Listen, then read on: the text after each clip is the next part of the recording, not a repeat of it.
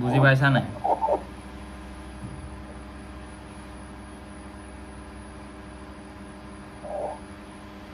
Hello'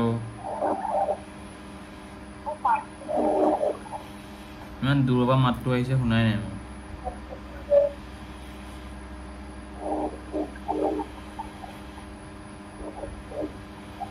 পাইছা নাই গতিকে তোমাৰ মানে এইটোত তোমাৰ ফ্ৰীলি টানি আছিলে চ' ফ্ৰীলি থাকোঁতে ই যিমান ফ'ৰ্চ দিছিলে ই সিমানে এক্সপিৰিয়েঞ্চ কৰিছিলে কিন্তু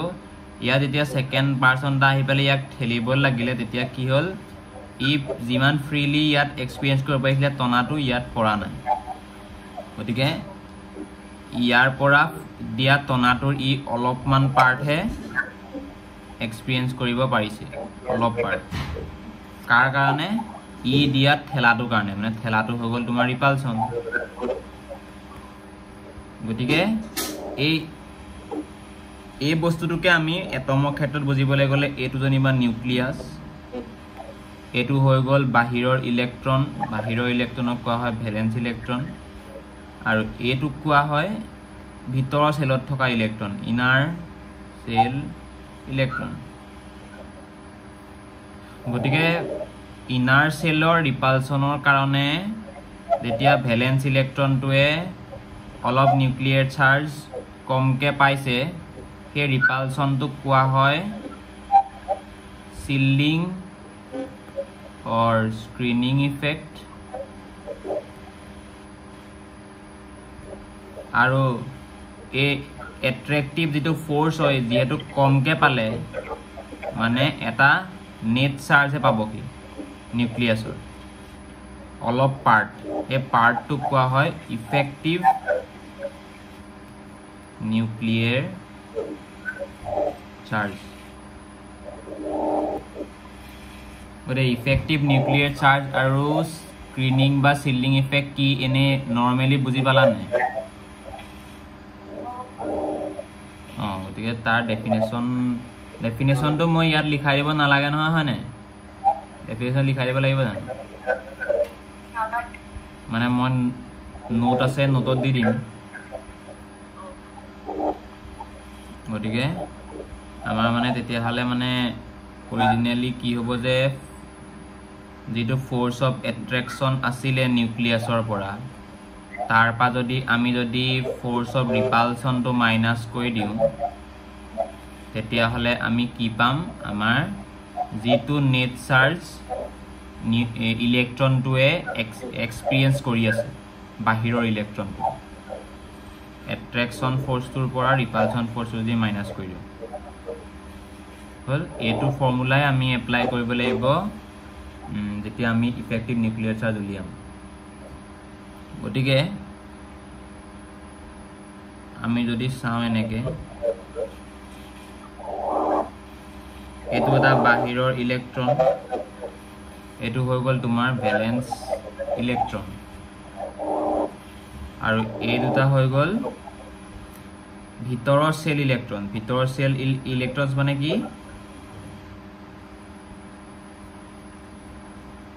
ইনাৰ সেল ইলেক্ট্ৰনছ হয়নে বুজি পাইছো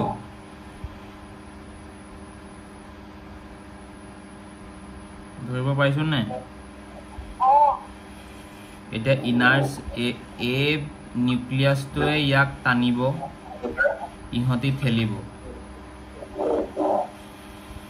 গতিকে আল্টিমেটলি ইয়াৰ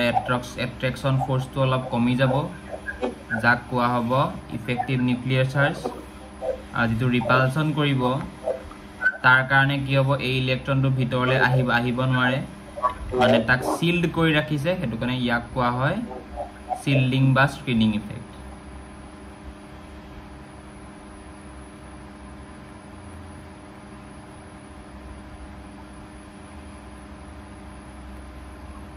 যদি প্ৰব্লেম হয় কৈ যাবা খালি বুজোতে মানে মই যিমান পাৰি নৰ্মেল ভাষাতে বুজাইছো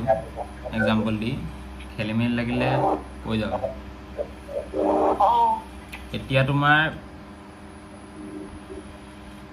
তেতিয়া হলে এই শিল্ডিং বা স্ক্ৰিনিং ইফেক্টটো কাৰ ওপৰত ডিপেন্ড কৰিছে ইনাৰ ইলেক্ট্ৰনছ বা ইনাৰ সেলস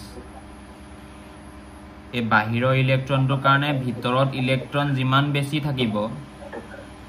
সিমানে ৰিপালশন বেছি হ'ব তাৰ মানে শিল্ডিং বা স্ক্ৰিনিং ইফেক্ট সিমানে বেছি হ'ব গতিকে এই শিল্ডিং ইফেক্টটো কিহৰ ওপৰত ডিপেন্ড কৰি আছে number of electrons in the inner cell shielding ইফেক্টটো ডিপেন্ড কাৰ ওপৰত কৰে depends upon number of inner cells or number of inner electrons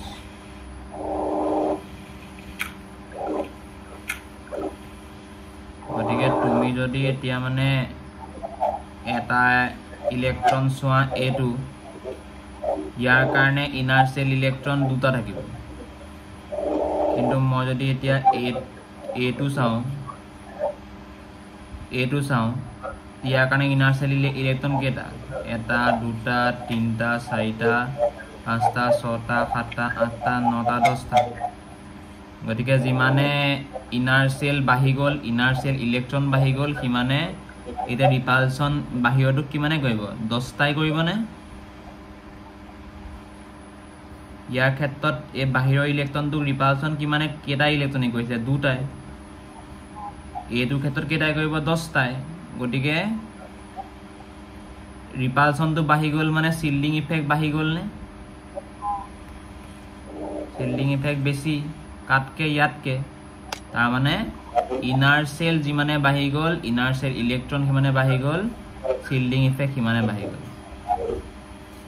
গতিকে শিল্ডিং ইফেক্টটো যদি বাঢ়ি যায় আলটিমেটলি ৰিপালশনটোৰ কাৰণে কি হ'ব এই ইলেক্ট্ৰনটো দূৰলৈ গৈ থাকিব আৰু যিমানে দূৰলৈ গৈ থাকিব সিমানে নিউক্লিয়াছটোৰ এট্ৰেক্টিভ ফোৰ্সটো কমকে পাব এটা ইলেক্ট্ৰন এখিনিত আছে নিউক্লিয়াছটো এখিনিত আছে কি ধুনিয়াকে যেটো এক্সপেৰিয়েন্স কৰিব এখিনি থকাটো এনেও কমকে কৰিব হয় না গতিকে তাৰপা আমি কি গম পালো যে যিমানে ইনাৰ সেল বাঢ়ি গল ইনাৰ ইলেক্ট্ৰন বাঢ়ি গল ৰিপালশন বাঢ়ি গল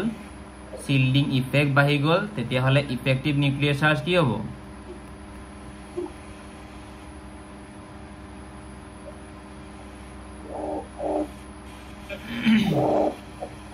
ইফেক্টিভ নিউক্লিয়াৰ চাৰ্জটো কি হ'ব যদি শিল্ডিং ইফেক্টটো মানে ৰিপালশনটো বাঢ়ি যায় ইলেক্ট্ৰনটো দূৰলৈ গুচি যায়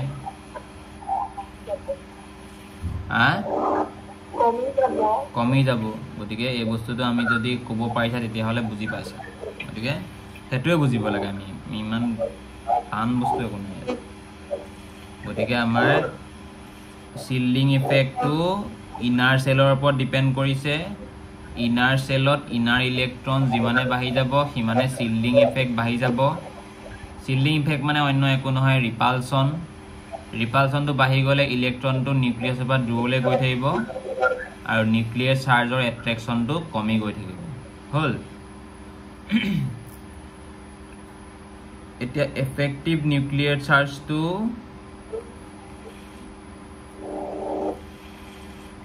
ইফেক্টিভ নিউক্লিয়াৰ চাৰ্জটো বুজায় আমাৰ জেড ইফেক্টিভ বুলি এটো হৈ গল আমাৰ সিম্বল তাৰপা হৈ গল তোমাৰ এটমিক নাম্বাৰ সিম্বল কি আছিল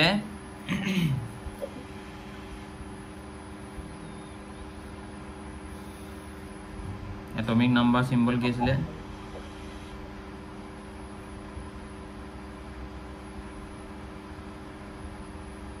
एटॉमिक नंबर सिंबल কি আছিল হা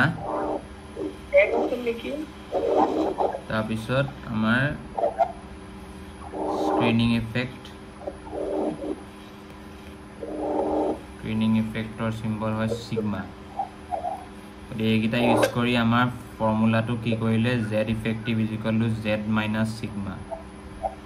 তাৰ মানে এটোৱে বুজাই আছে নিউক্লিয়াৰ চাৰ্জটো এই নিউক্লিয়াৰ চাৰ্জটো পা মই যদি ৰিপালচনটো মাইনাস কৰি দিওঁ তেতিয়া হলে কি হ'ব আমাৰ যেটো ইফেক্টিভ নিউক্লিয়াৰ চাৰ্জ ওলাই যাব গতিকে ফৰ্মুলাটো উলিওৱাৰ মেইন কথাটো হ'ল হেতু এটো ফৰ্মুলা ইম্পৰ্টেন্ট কিয় আমাক এটো ইউজ কৰি আমি এলিমেন্ট বোৰৰ এটলিষ্ট আমি নাম্বাৰ 30 লৈকে এটমিক নাম্বাৰ 30 লৈকে 1 ৰ পৰা আমি ইফেক্টিভ নিউক্লিয়াৰ চাৰ্জ আৰু সিগমাটো উলিয়াব লাগিব ভ্যালু কাউন্ট কৰিব লাগিব এটো ইম্পৰ্টেন্ট কোৱেশ্চন পৰীক্ষাত আহি থাকে এতিয়া আমি এটো ফৰ্মুলা এপ্লাই কৰি পেলাই চাব লাগিব নেক্সট কথাটো হৈ গল এই ফৰ্মুলাটো পা ওলাই আছে তুমি এটা বস্তু চোৱা সিগমাটো যিমানে বাঢ়ি যাব হিমানে সিগমাটো কি হ'ব আগত নেগেটিভ আছে তাৰ মানে কি z ইফেক্টিভৰ ভ্যালুটো কি হ'ব নেগেটিভ হৈ যাব নে সিগমাটো যিমানে তুমি ধৰি লোৱা আজি প্ৰথমতে 1 আছিল তাৰপা 2 আছিল তাৰপা ধৰি লোৱা 100 হৈ গ'ল .100 তাৰ মানে কি হ'ল তোমাৰ ভ্যালুটো যি হিমানে আগত নেগেটিভ আছে যেতিয়া মোৰ নেগেটিভ হৈ গৈ আছে নে কিবাটা বস্তু যদি বাঢ়ি যোৱা কাৰণে আগৰ নেগেটিভ চাৰ্জটো এটাক মাইনাস কৰি গৈ আছে তাৰ মানে কি বস্তুটো সৰু হৈ গৈ আছে নে গতিকে z ইফেক্টিভ ইকুৱেল নেগেটিভ মানে কি কমি গৈ আছে গতিকে হেতু কাৰণে মই কৈছো যে শিল্ডিং ইফেক্ট যদি বাঢ়ি যায় সিগমাটো বাঢ়ি যাব সিগমা যদি বাঢ়ি যায় মোৰ নেগেটিভ ভ্যালু ওলাব কাৰ z ইফেক্টিভ তাৰ মানে z ইফেক্টিভ কি হ'ব কমি যাব গতিকে এটো বস্তু আমি ইয়া পাও বুজিলো ফৰ্মুলাটো পাও বুজিলো গম পালো গতিকে সিগমা বাঢ়ি গলে z ইফেক্টিভটো কমি যাব সিগমা কমি গলে z ইফেক্টিভটো বাঢ়ি যাব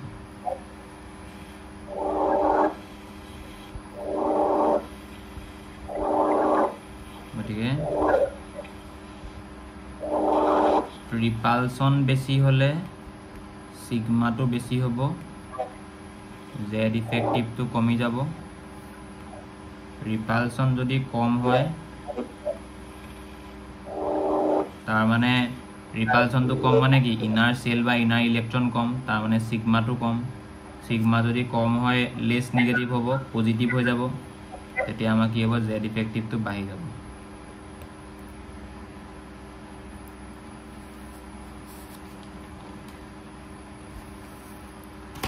এতিয়া আমাৰ কি হয় আমি z টো জানো z টো কি হয় নাম্বাৰ অফ প্ৰটনছ হয় আৰু নাম্বাৰ অফ প্ৰটনছ টো আমি প্ৰতিটো এটমৰ জানো এটা লিথিয়াম বুলি ক'লে z = 3 গতিকে তাৰ নিউক্লিয়াৰ চাৰ্জটো +3 তেনেকৈ আমি গম পাই যাওঁ কিন্তু আমি কি হয় এই সিগমাটো যদি ভ্যালুটো জানিবলৈ হয় তেতিয়া হলে আমি কি হয় প্ৰতিটো এটমৰ ক্ষেত্ৰত z ইফেক্টিভটো আমি কাউন্ট কৰিব পাৰিম যদিহে সিগমাৰ ভ্যালুটো জানো গতিকে এই ৰিপালসনৰ ভ্যালুটো জানিবলৈ প্ৰতিটো সেলৰ ইলেক্ট্ৰনে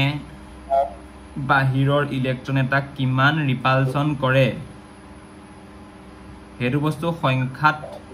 জানিবলৈ স্লেটাৰ্ছ ৰুলছ বুলি কিছুমান ৰুলছ দিয়া হ'ল স্লেটাৰ্ছ ৰুলছ এই ৰুলছবোৰ ইউজ কৰি পেলাই চালে যে সিগমাৰ ভ্যালুটো উলিয়াব পাৰি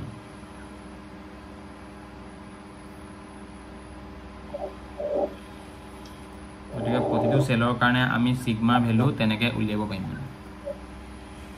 আৰু যদি সিগমাটো উলিয়াব পাৰো আমি কি উলিয়াব পাৰিম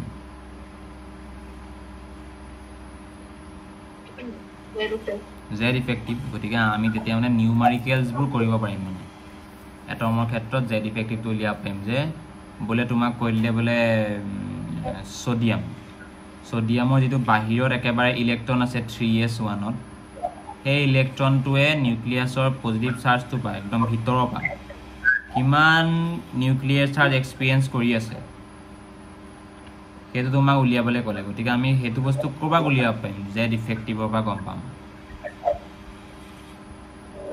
গতিকে সেই বস্তু হেনেকুৱা কোৱেশ্চনবোৰৰ কাৰণে আমাৰ স্লেটাৰ্ছ ৰুলছ খিনি আমি পঢ়িব লাগিব Slater's rules কিনে কি ক'লে আমাৰ যেতিয়া 1s1 1s2 তাৰ মানে যেতিয়া এই সেল গিটাত ইলেক্ট্ৰন থাকিব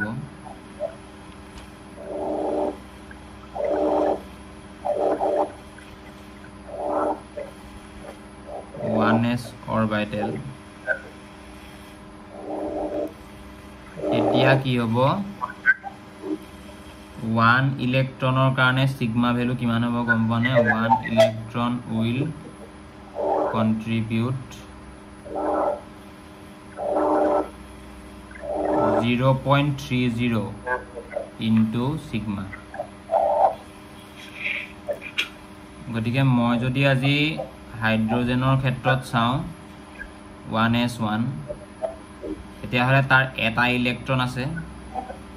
এটা ইলেক্ট্ৰনে সিগমা ভ্যালু কিমান দিব 0.30 দিব তেনেকে তোমাৰ হিলিয়ামৰ ক্ষেত্ৰত চাও দুটা ইলেক্ট্ৰন আছে দুটা ক্ষেত্ৰত 2 into 0.30 দিব এটাই 0.30 দিব দুটাই 2 into 0.30 দিব এই প্ৰথম পইণ্টটো কিবা খেলিমেলি আছে নি মানে এটো ইলেক্ট্ৰনে ৰিপালসন কৰা বুলি কৈছো যে ৰিপালসন কিমান কৰিছে ভ্যালুত কৈছে আমি যেটো কৈছিলো কোয়ালিটেটিভ এনালাইসিস কৰিছো মানে ইলেক্ট্ৰন এটা ইটো ঠেলিছে কিন্তু তোমাক যদি খুদে কিমান ঠেলিছে সেই বস্তু দিবলে স্লেটাৰ ৰুলছে ভ্যালু বডিলে বুজি পালা এতিয়া প্ৰথম পইণ্টত এটো আছে সেকেন্ডত আছে যে যেতিয়া আমি ধৰি লোৱা সোডিয়ামৰ ক্ষেত্ৰতে চাওচোন ইলেক্ট্ৰনিক কনফিগাৰেশনটো 1s2 তাৰপিছত কি আছিল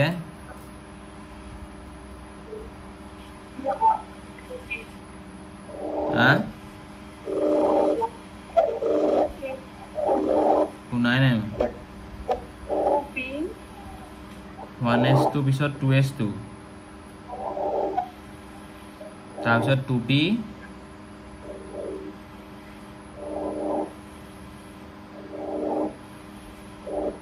2p কি 2p8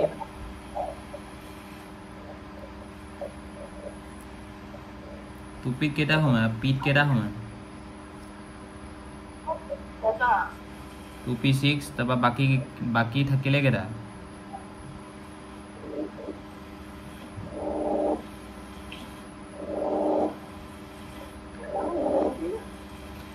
আৰু এটা আছে কি হব 3s1 তাৰ মানে ইয়াত n ৰ ভ্যালু কিমান n মানে হৈ গল নাম্বাৰ অফ সেলস টোটাল কিমান সেল আছে ইয়াত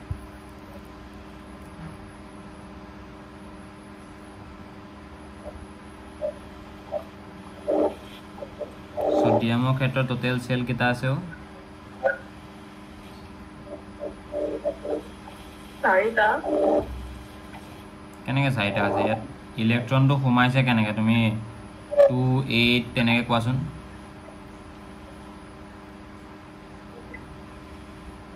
2 8 তেনেকে ভাগ কৰি কোৱা সোডিয়ামৰ এটমিক নাম্বাৰ কিমান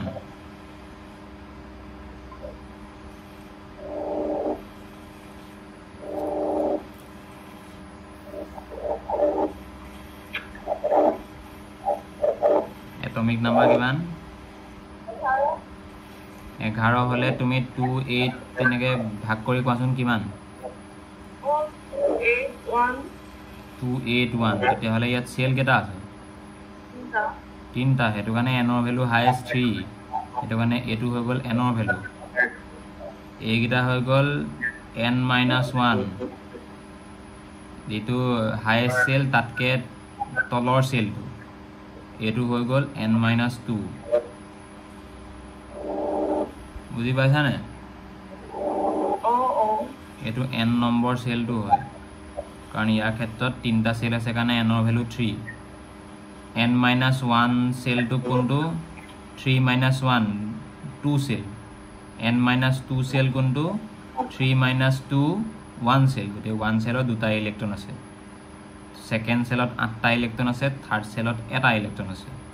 2টা 8টা এটা হয়নে গতিকে তোমাৰ এই 2 নম্বৰটোত ষ্টেটাছত কি কৈছে যে NH সেলৰ 1 ইলেক্ট্ৰনৰ কাৰণে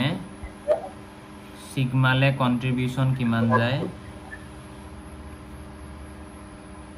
0.35 n-1h সেলৰ কাৰণে যদি কওঁ 1 ইলেক্ট্ৰন কন্ট্ৰিবিউশন 0.85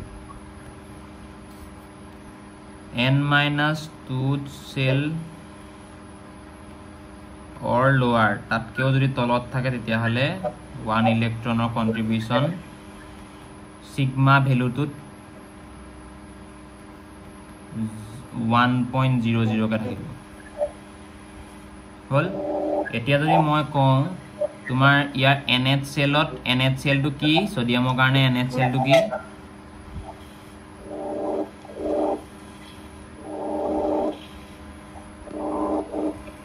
সোডিয়ামৰ কাৰণে NH সেলটো কি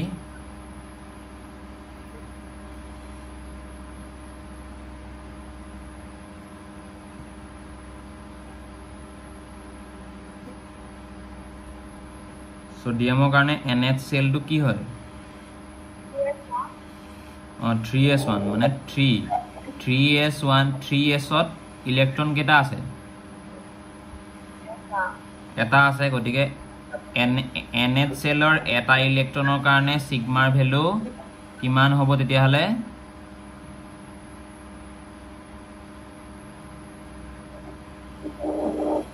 NH সেলত 0.35 গতিকে সিগমা যেতিয়া উলিয়াম আমি তেতিয়া 0.35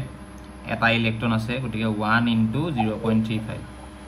প্লাস আগৰ এটা ইলেক্ট্ৰন আছে 0.30 হয় বুজা নাই এটো হৈ গল তোমাৰ অকল যেতিয়া 1s ত থাকিব only for 1s হাইড্ৰোজেন আৰু হিলিয়াম এইটো যেতিয়া তোমাক অকল কোনোবাটাই খুদি দিব যে সোডিয়ামৰ 1s ৰ ইলেক্ট্ৰন এটাৰ তুমি z ইফেক্টিভ আৰু সিগমা উলিয়াই দিয়া তেতিয়া তুমি সিগমাটো উলিয়াওতে এই দুটা ইলেক্ট্ৰনৰ কাৰণে এটাৰ কিমানকে ধৰিবা 0.30 কে only for 1s এটো কোৰ only for 1s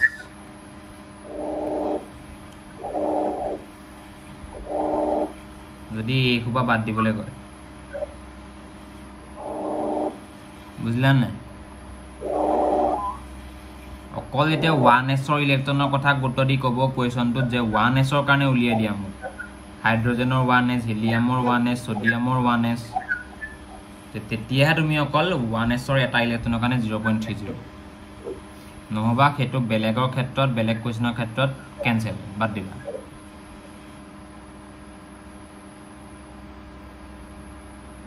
সেকেন্ড পইণ্টত NH সেলৰ কাৰণে 0.35 গতিকে এটা ইলেক্ট্ৰনৰ কাৰণে 0.35 n-1 মানে কি ইয়াৰ n ৰ ভ্যালু 3 আছিল গতিকে n-1 হলে 2 সেকেন্ড সেলত ইলেক্ট্ৰন কেটা আছে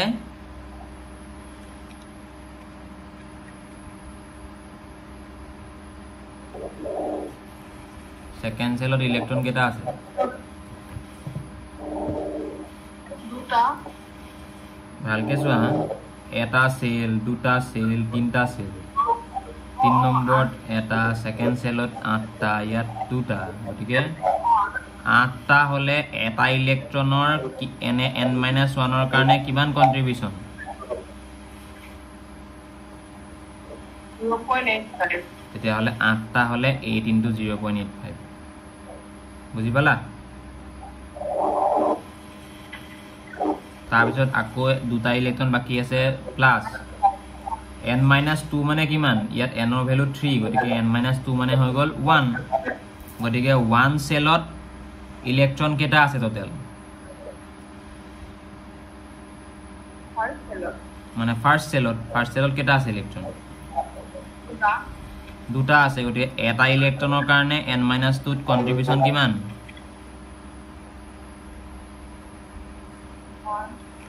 1 গতিকে দুটাৰ কাৰণে 2 into 1 তেনেকৈ আমি যদি এতিয়া এইটো উলিয়াই দিওঁ 0.35 প্লাছ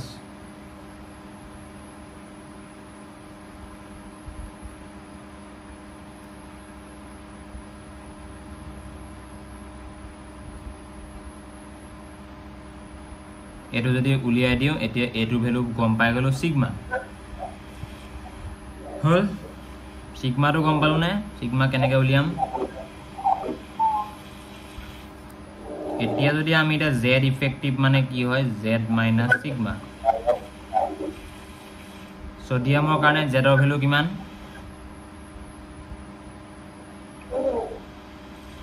-11 minus 9.15 তাৰ মানে এতিয়া ওলাব কিমান 1.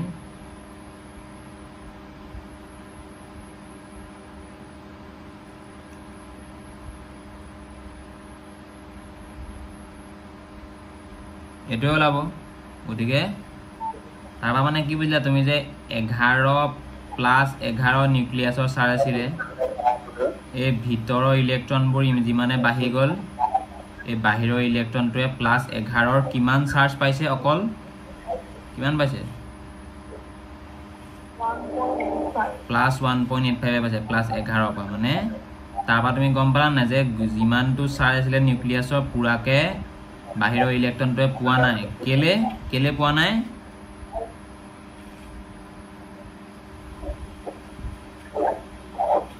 কেলে পোৱা নাই বাহিৰৰ ইলেক্ট্ৰনটোৱে পুৰা 11 চাৰ্জটো এক্সপেৰিয়েন্স কৰিব কেলে পোৱা নাই